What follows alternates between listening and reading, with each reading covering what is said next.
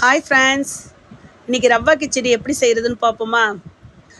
ரவா ஒரு கிளாஸ் எடுத்துக்குவோம்.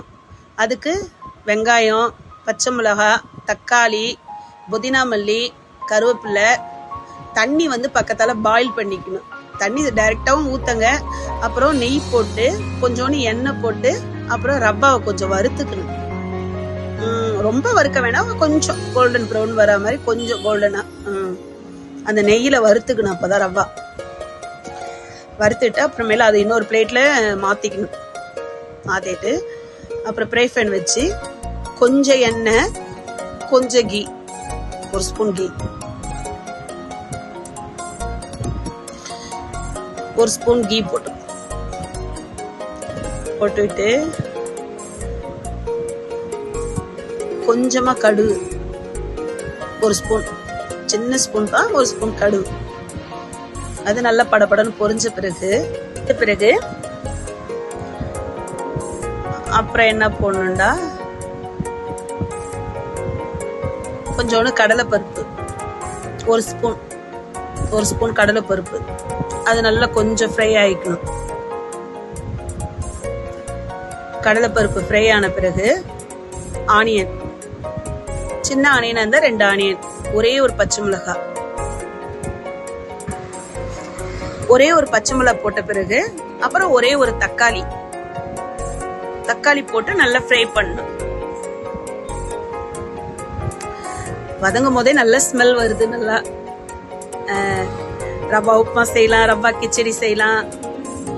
கிச்சடி செஞ்சு தேங்காய் சட்னி செஞ்சு சாப்பிட்டா அது ஒரு டேஸ்ட் நல்லா இருக்கும்.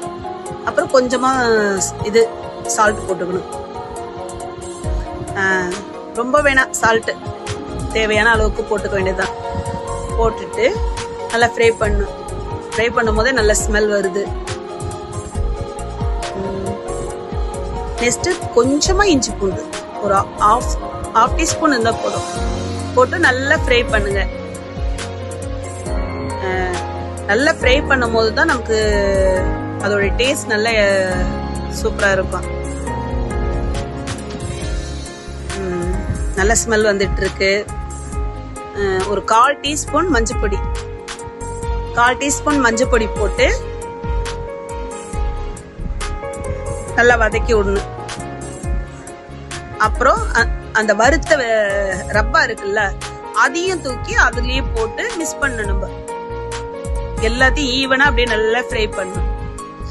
நான் எதுக்கு தண்ணி கொதிக்க வச்சேன்னு சொன்னேன்ல, அதனாலதான் இப்ப இதை வதக்கி விட்டு நம்ம தண்ணி அதுக்கு பிறகு நம்ம நெக்ஸ்ட் அதுல ஊத்தினோட நம்ம கிச்சடி ரெடி ஆயிடும்.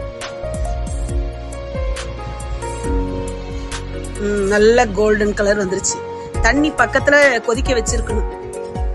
1 கிளாஸ் ரவாண்ட 2 கிளாஸ் தண்ணி நல்லா கொதிக்க வச்சு நல்லா கிளறி விடணும். ஏன்னா கட்டி தட்டிடுச்சுன்னா அப்புறம் வேலை கட்டியா ஆயிடும். பார்க்கவே எவ்வளவு கலர்ஃபுல்லா இருக்கு பாருங்க. இதுல ஒரே ஒரு மிக்சிங், கேரட், பீன்ஸ், பட்டாணி, அது போட்டா இன்னும் நல்லா இருக்கும். இல்ல, அதனால நான் வெங்காயம், தக்காளி போட்டு சிம்பிளா நான் செஞ்சுட்டேன் என்னோட ஸ்டைல்ல கிச்சடி. அப்புறம் மல்லித்தலை, ஒரு டிஷ்ஷை நம்ம அழகுபடுத்தி காட்டணும்னா அதுக்கு மல்லித்தலை கண்டிப்பா போடணும். அதோட ஸ்மெல்லும் நல்லா இருக்கும். மூடி வச்சாச்சு. ஒரு 5 மினிட்ஸ் இருந்தா போதும். அருமையான ரவா கிச்சடி பார்க்கவே எவ்வளவு அழகா இருக்கு பாருங்க. சாப்பிடவும் செம டேஸ்டா இருக்கும். இதுக்கு சைடிஷா தேங்காய் சட்னி வச்சு சாப்பிட்டா செமையா இருக்கும். நீங்களும் ட்ரை பண்ணுங்க.